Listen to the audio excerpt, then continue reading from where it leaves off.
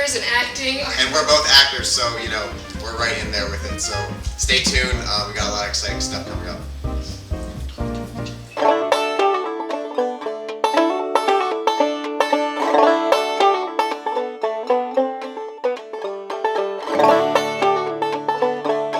USS Constellation. There's a grand lady in Baltimore who has taken her rightful place as the Inner Harbor's crown jewel in the heart of the Chesapeake Bay. Launched in 1854. A newspaper account from the day of her launch reported that there were 8 pieces of the original frigate Constellation contained within her timbers. The third Constellation was the aircraft carrier CV-64. Launched in 1960, she served until 2003. President Ronald Reagan called her America's flagship. But it's the sloop of war Constellation that's here in Baltimore today, and the Chesapeake Bay has always been central to her story. Throughout her century of service, Constellation served in and out of the Chesapeake Bay. It was kind of like coming home every time she returned to the Chesapeake Bay. She was created here at Gosport Navy Yard. And throughout her career, she came to Annapolis. She spent many years there. She sailed to Philadelphia. She sailed up and down the bay several times. And every time that she returned, it was like a homecoming for her. Hey everyone, welcome back. I'm Ryan.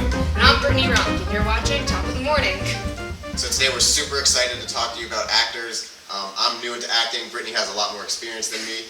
She's from the Baltimore area. I'm from the DC area. So I guess we're going to start with kind of local opportunities or whatever, or how to get your foot in the door. The segment we're going to be doing is called Actors Talent Show, and we'll be interviewing a few of the actors we have here, and just seeing Myself included. Yes. And see what's happening with our actors and giving them some introduction to everybody out there. So Ryan, what are you looking for in this industry? Where do you want to go? Yeah, so I didn't necessarily take the traditional acting route. I was kind of a jock, and then, I went to college and got a master's degree and everything. But like halfway through my college, I was like, I don't want to do any of this. Like, I want to do creative things. Like, I'm very creative. So I decided I wanted to get into acting and writing. So my main goal actually is eventually to get into screenwriting and start screenwriting movies. But obviously I need some connections in order to be able to do that. I don't have any connections right now or anything. But I'm like working on screenwriting and trying to get my foot in the door acting. Yeah, of course. The best. How about you? What's your focus or I area of acting? did do it the more traditional way, if you will. I started around 8. I went to high school in Patapsco, which is also local here, with a theater magnet, and I went to college for theater and creative writing. And I've just recently started getting into film because I've mainly been in theater. Awesome. So we got something in common. Yeah. Do you have any siblings who are actors or? Nope, only me. I have an older brother who's an actor too, so he kind of spurred on some of my interest in it. But he's more into theater. I think I'd be more effective as a film. Yeah. Definitely. Doing something every single day, I don't think I'm ready for that yet. Yeah, it takes a lot, and you're never fully doing stuff every day, but it's always good. And also, when it comes back to siblings, both of mine do sports, just like you started out. Well, that's enough about us for now. Let's come back. Let's go to a break, and we'll come back, and we're going to interview another actor friend, Julie, and she's going to tell us all about her. So stay tuned. What's in camera? Yeah. So yeah, and then. Let's see what happens when you come aboard Constellation. When you come on board, cell phones and everything don't work anymore. This turns into the 1860s, and you are back in time on the Constellation learning what it was like to be here. People come on board and they get touched by this walking through history that they're able to do, and they're able to see the hammocks and see the officer's wardroom and sit in the captain's cabin and have this whole immersive experience that you're never going to get at most types of museums. So this is a really wonderful experience for them, and they have no idea what they're missing out on, and then they come on board and they keep coming back. We fire the cannon, turn the capstan, and ring the bell daily.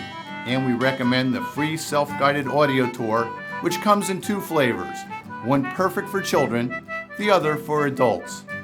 Plus, there's the ever-popular Powder Monkey Tour for kids and hands-on adult tours like A Ship as a Machine and Black Sailors in Navy Blue. Groups can also come aboard and sling their hammocks in our overnight program or host special events. Our crew knows the USS Constellation is an amazing experience, but don't just take our word for it. Here's what recent visitors had to say. It's very kid-friendly, very family-oriented, and the kids will love it, and they'll come out asking questions, which I love. It transports you back. You can almost get the feel that you were actually there, because laying in that hammock, like, oh my goodness. I think it's really interesting because it shows you exactly how they slept and how they ate and how they went through life. But it was excellent tour, and I think it's something they need to maintain for generations to come.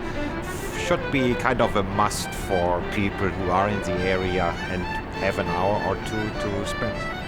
And it's just amazing to see what people lived in, how hard they worked in order to accomplish what they did.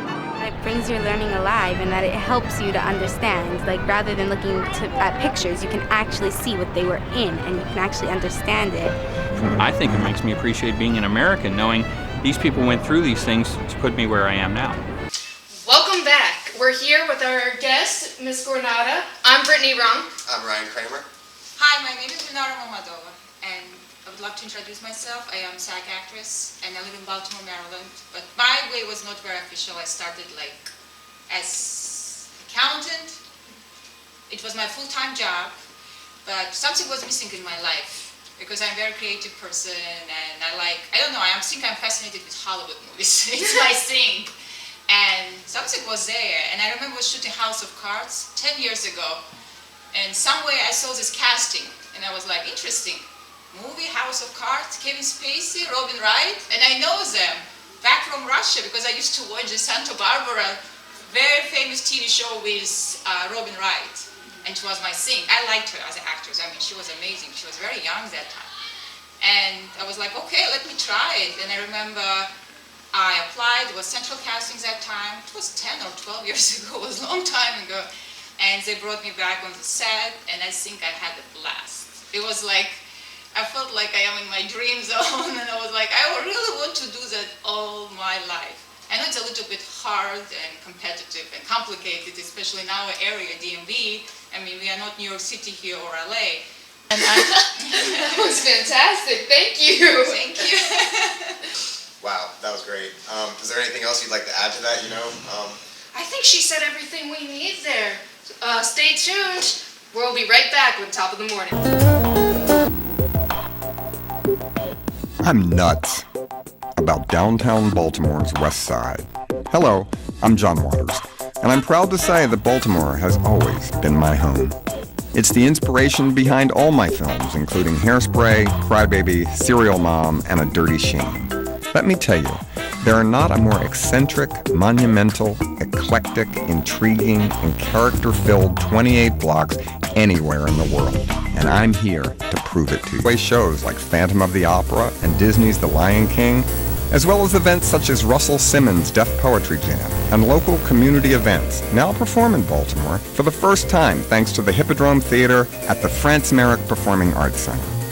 The world-renowned University of Maryland has broken ground on a state-of-the-art biopark that puts the West Side on the global map as a major biotechnology hub. The Stewart's Building, once a Thrivemore's West Side. Infectious, fashionable, full of vim and Baltimore vigor, I walk the West Side streets these days in amazement at what it's become.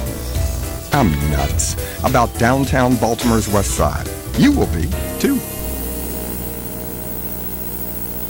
Welcome back, everybody. I'm Ryan Kramer. And I'm Brittany Rung. And we have another fabulous actor here.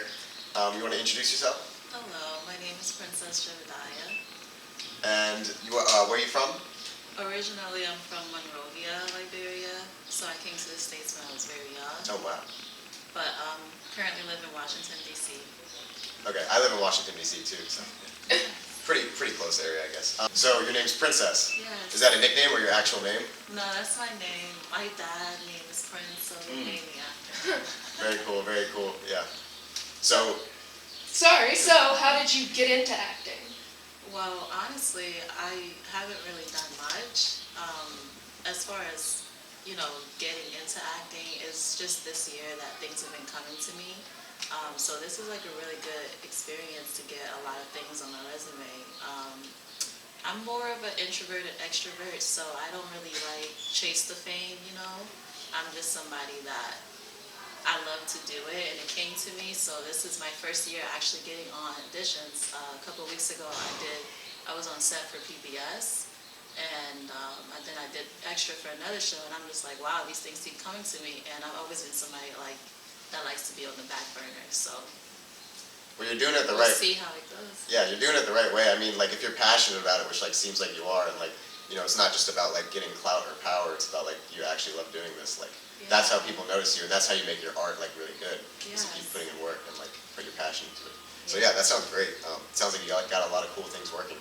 So of the few that you've done, what's your favorite that you worked on so far? This right here. Really? Wow. Well, we're honored. We are happy to have you on Top of the Morning. It's pretty cool being on the ship, right? Yes, it is, and the producer's really, really nice. It's really nice. So what kind of roles are you looking for? What are you trying to look to get into in this industry? The people that I inspire most, like Viola Davis, those type of roles, where I can portray the things I've been through. Like I've experienced homelessness, I've experienced a lot of stuff, so just whatever can portray like my emotions the best.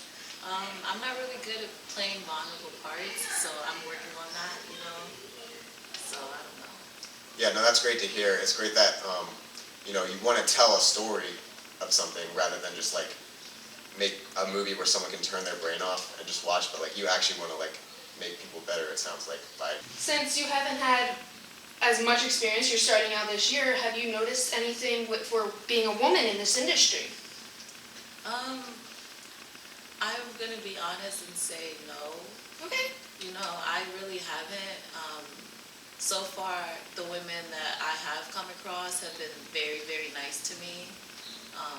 I will say that I can see that most women are getting modified to fit a certain look, because some of the sets I've been on, most of them have had the same body shape and look the same, so that's one thing I have noticed. So with that, it sounds like the typecasting can happen. Are you worried about that at all? No. No, just get off.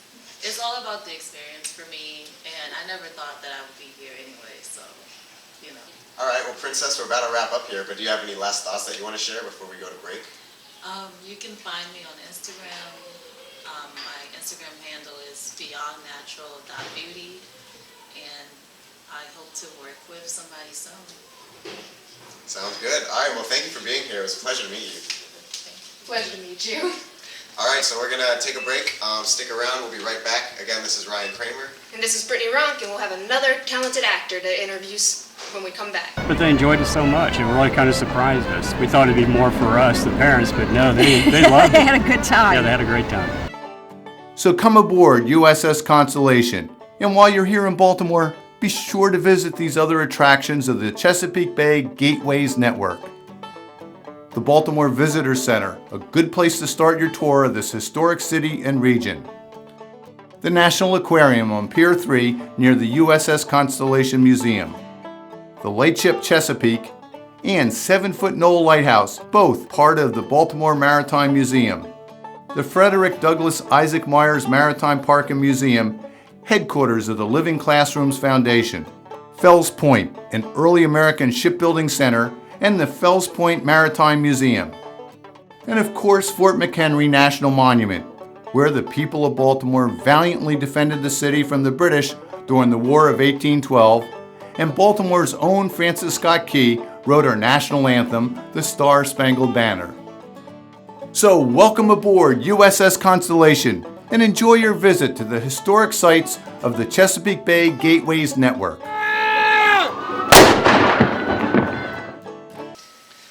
Hello, I'm Brittany Ronk, Ryan Kramer. and we're back on Top of the Morning with PJ Butler. Hi, good morning. Thank you very much for having me. Thanks for being here. Thank you for being here. Yeah. So, do you want to tell us about yourself a little bit, or how did you get started acting, and then where do you want to take that from there? Long story. I got started even when I was a kid. Growing up in New York, I just kind of had the bug of some school plays and musicals, and asked my mother to take some pictures and send them out to agents and everything, and had a couple things when I was there, and then life changed, and now I'm here living in Maryland, and the bug is still there. And I got more into voice acting than screen acting, and I've been doing that consistently for a few years. And I've been recently trying to change and get from in front of the mic to in front of the camera, and eventually behind the camera, and really take acting to the next level for myself. Yeah, that sounds great. By the way, you do have a great voice. I can totally see you doing voice acting stuff. So appreciate that. Tell everybody out there. Yeah. So, what are some of the biggest differences you found in trying to go onto film and over voice acting? Well, for starters, I can't do it all in my own personal basement studio. I have to be on set, which just makes it tough when you have, your life. But I've spent most of my time, I've got a professionally built in-home studio for audio. So trying to get out and get on set and be in different places is just the time and, the juggling of life. But, it's a passion. It's something I'm going to do. And as the opportunities come, I will take full advantage of it. So you've done a lot of previous gigs, and what's like some of the work that you're most proud of that you've done so far?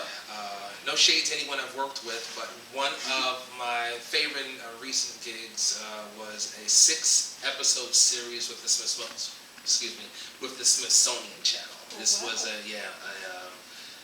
Malawi wildlife rescue, talking about a rescue, I forget how to name it, in Africa, where they get animals and rescue them and put them back into the wild. So. Wow, that was informational. Thank you very much. I enjoyed working with the team. So. That was great. You do have a great voice. I mean, I said that earlier, but now we have proof, so here we go. Much appreciated. Much appreciated. So are you looking to do more, kind of documentary voiceover stuff too, or you said you just want to kind of move away from that and move into acting? Well, not really away from the voice. As a budding actor, I want to do it all. Anyone out there that's interested, voice or screen or stage, whatever is available that can help really diversify the craft for me, help me get as much experience, and see where it goes. I'm willing to let my cork float on this and just kind of see where it takes me. Take as many opportunities as come. Pretty much. Yeah, it's great to be open-minded and open to everything, because I mean, the art of storytelling in general is just like a biological thing we're hooked to. Like you learn lessons from it. You learn a lot of different things about life from it. So whether it's like a documentary or you're an actor in a movie, like you just being open to every and any opportunity, that's great. Yeah. If I say I bring words to life. So if someone out there writes a script or some copy and they want me and my voice and personality to present it to Maryland or the rest of the world, I'm your man. Definitely. Yeah, for sure. All right, BJ, it was great talking to you. You too. Thank you. Do you have any last thoughts that you'd like to share? Well, first and foremost, anyone who's interested in the voice of BJ, please find me at www.beedotjay.com. That's b.j.com. And I really enjoyed this experience, so thank you for having me. Thank you for coming on. It was a pleasure. Nice to meet you. You too. Nice to meet you. Thanks, everybody. All right, we're going to break, and we'll be back. That this country did have at sea before the Civil War a fleet of ships designed solely to free slaves who'd been captured and were on their way to the Western Hemisphere. Constellation captured 3 slave ships, Delicia, Cora, and Triton. Cora alone carried a human cargo of 705 captive Africans. While Constellation was flagship, the U.S. African Squadron captured 14 slave ships and freed almost 4,000 Africans destined for slavery in the Americas. During the Civil War, Constellation served once again in the Mediterranean, where she protected U.S. commerce, took part in the blockade against the Confederate raider Sumter, and showed the flag throughout the Mediterranean world. 1865 saw the end of Constellation's active sea service. From 1871 to 1893, home once again in the Chesapeake Bay, Constellation served as the practice ship for the midshipmen at the United States Naval Academy, where she earned the nickname the Cradle of Admirals. Constellation's cruising grounds stretched from Annapolis northward to Newport, Rhode Island, as the ship provided the future leaders of the United States Navy their summers of sail training at sea. In 1878, Constellation, along with the USS Constitution, sailed to Le Havre, France, carrying American exhibits for display at the Paris exhibition. In 1880, Constellation's guns were removed, her inner compartments reconfigured, and her hold filled with 500 tons of food and clothing destined for the relief of famine in Ireland. She departed from New York on March 30th and arrived in Queenstown, Ireland 3 weeks later. English and Irish dignitaries, including the Duke of Edinburgh himself, celebrated Constellation's mission of mercy. In 1892, Constellation made her last transatlantic voyage, carrying priceless works of art from Italy and France to America for display at the 1893 Chicago World's Fair. Constellation took her final cruise the next summer. As her crew of midshipmen disembarked, Constellation's sailing career was at an end. Although the age of sail had passed away, Constellation remained active, and from 1894 to 1933, she served as a stationary training ship at the U.S. Naval Training Center in Newport, Rhode Island. And it was there in Newport that Constellation saw her last official naval service as the relief flagship for the U.S. Navy's Atlantic Fleet and Battleship Squadron 5 during the Second World War. Almost 100 years old, USS Constellation was still serving her country. In 1955, Constellation returned home to the Chesapeake Bay, this time for permanent display in Baltimore. Constellation was kept afloat until 1994, when she was closed to the public. A critical restoration completed in 1999 ensured that the USS Constellation would remain open to visitors, and improvements to the ship continue today. Constellation is constantly changing. If you came on board a year ago, you'll see something new today. If you come on a year from now, you'll see something new then. We're constantly working to improve the ship. Well, we're back. I'm Brittany Runk. I'm Ryan Kramer. And that was the end of our show for Top of the Morning. We had a great show. I had a lot of fun talking to you. I learned a lot, I think. It was great talking to Julie, too. And yeah. Absolutely. I had a blast shooting on this ship, too. It was so cool. I mean, maybe, the ceiling was a little low, but other than that, it was such a fantastic experience. Really cool getting to walk around the harbor, too. I've never really been around this area. But yeah, just kind of like looking at the history of the ship. I mean, we're kind of shooting in a historical little... Yeah, I'm happy you actually got to experience the Inner Harbor and actually experience some of Baltimore's beauty. Yeah. It's a cool little vibe right here. Yeah, the whole ship has a lot of historic value. The USS Constellation. It's great. I'm definitely going to take a walk around the harbor, too, after this and, check it out a little bit. Well, speaking of the USS Constellation, did you happen to see any of the ghosts on the... I did not. I also did not know they were ghosts. Oh, yeah. Along with the historic value here, it's pretty haunted. There should be at least 3 ghosts, I'm pretty sure, but don't quote me. Oh, my gosh. Well, if there's any malfunctioning in the camera equipment, I guess we'll know what that is. It wasn't us. The USS Spooky. Thanks for joining us, everyone. I had a great time talking to you and Brittany. It was a blast. Learned a lot. Please join us again next time. We have a lot of great conversations coming up. And thank you. We'll see you next time. I'm Ryan Kramer.